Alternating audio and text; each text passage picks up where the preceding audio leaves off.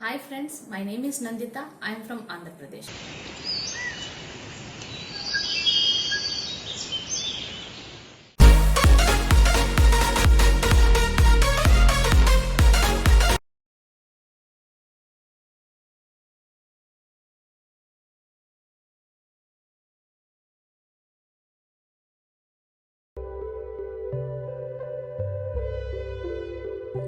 Children, let us see how do plants absorb water.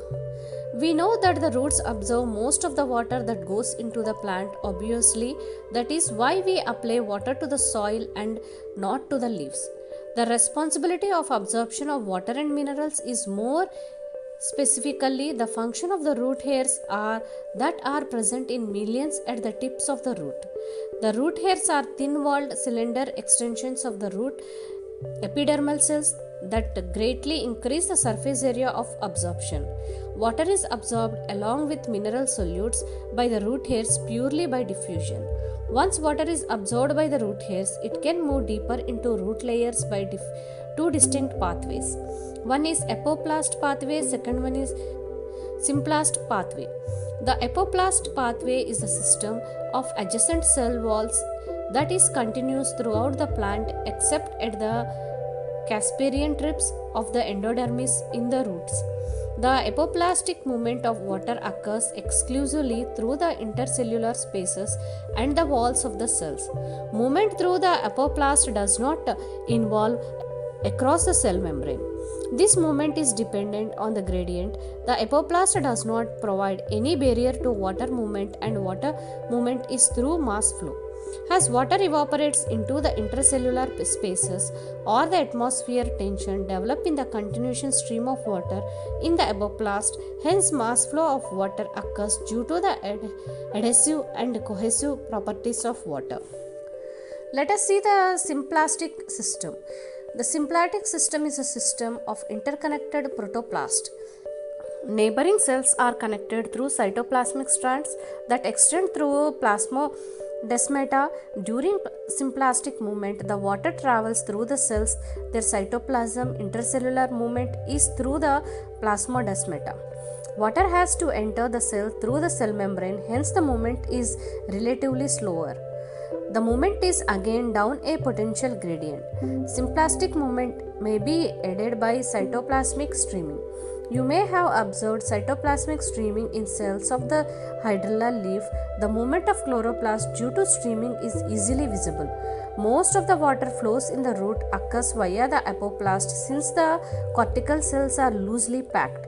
Hence, offer no resistance to water movement. However, the inner boundary of the cortex, the endodermis, is impervious to water because of a band of suberized matrix called Casparian trip.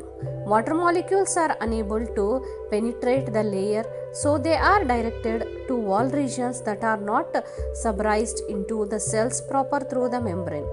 The water then moves through the symplast and against crosses a membrane to reach the cells of xylem.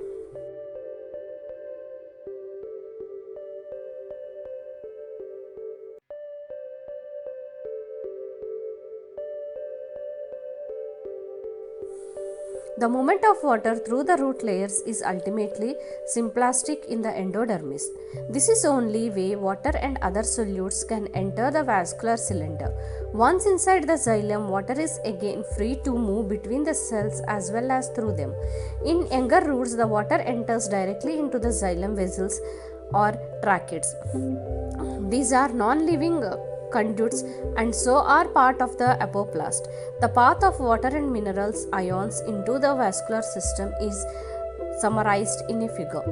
Some plants have additional structures associated with them that help in water absorption. A mycorrhiza is a symbiotic association of fungus with a root system. The fungal filaments form a network around the young root or they penetrate the root cells. The hyphae have a very large surface area that absorb mineral ions and water from the soil from a much larger volume of soil that perhaps a root cannot do. The fungus provides minerals and water to the roots. In turn, the root provides sugar and end containing compounds to the mycorrhiza. Some plants have an obligate association with mycorrhiza. For example, pinus seeds cannot germinate and establish without the presence of mycorrhiza.